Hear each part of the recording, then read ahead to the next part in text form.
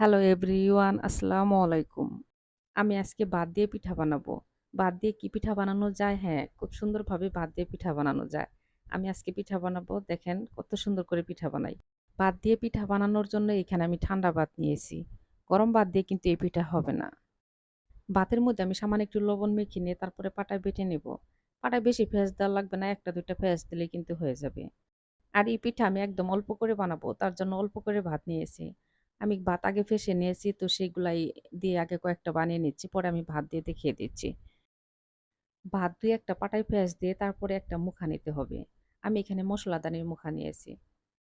এরকম যেকোনো মুখা দিয়ে বানালেই কিন্তু হবে। এই মুখার মধ্যে আমি তেল লাগিয়ে নিয়েছি। অবশ্যই কিন্তু তেল লাগিয়ে নিতে হবে। না হলে কিন্তু এই ভাতের তেজপাতা পিঠাটা উঠবে না। আসলে এই পিঠাটার নাম হয়েছে তেজপাতা পিঠা।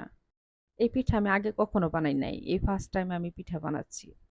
এই পিঠা বানানোর জন্য আমি অল্প করে ভাত নিয়েছি। তার জন্য আমি কিন্তু অল্প করে পাটায় ফেসে তারপরে কিন্তু মুখা দিয়ে গুঁড়ানি দিয়ে তেজপাতা পিঠা বানাচ্ছি।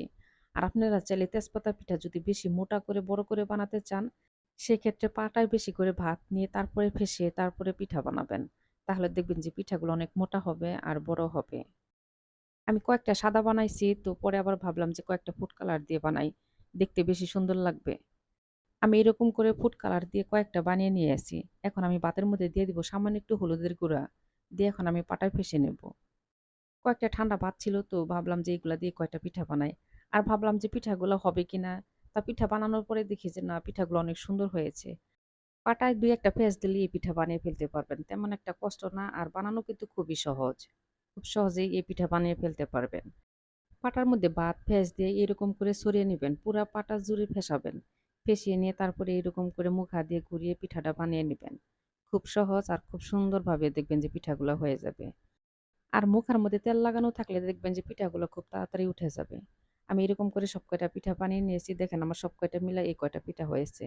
আমি সারাদিনে পিঠাগুলো শুকিয়ে নিয়েছি। এখন তেলের মধ্যে ভেজে নিব। কড়া করে যদি রোদ উঠে তাহলে দেখবেন যে এক রোদের মধ্যে এই পিঠাগুলো শুকিয়ে যাবে। একদিনেই শুকিয়ে যাবে। আমি এই পিঠাগুলো এক রোদের মধ্যে শুকিয়ে নিয়েছি। পিঠাগুলা শুকিয়ে একদম চিকন হয়ে যাবে। আর তারপরে তেলের মধ্যে ভাজলে দেখবেন যে অনেক সুন্দর ফুলে উঠবে। তেল গরম করে নিয়ে তেলের মধ্যে কিন্তু আমি সব কয়টা পিঠা ভেজে উঠিয়ে নিচ্ছি। ঠিক আমি এরকম করে সব কয়টা পিঠা ভেজে উঠিয়ে নেব। আর আপনারা চাইলে এরকম করে কিন্তু পিঠা বানিয়ে তারপরে সারা বছর সংরক্ষণ করে রেখে দিতে পারেন। ভালো করে শুকিয়ে তারপরে বয়ামের মধ্যে রেখে দিবেন। তাহলে দেখবেন সারা বছরই রেখে, রেখে খেতে পারবেন। ভাত দিয়ে পিঠা বানাইছি, পিঠাগুলো একদম পাতলা হয়েছে। এই ভাতের পিঠা তেলের মধ্যে ভাজার পরে আরো একদম মুসমুসে হয়ে যায়। সব কয়টা পিঠা আমি ভেজে নিয়েছি, দেখেন সব মিলে এই কয়টা হয়েছে। এখন আমি উপরে দিয়ে দেব চিনি। চিনি দিয়ে খেতে বেশি ভালো লাগে। সবাই ভালো থাকবেন। আল্লাহ হাফেজ।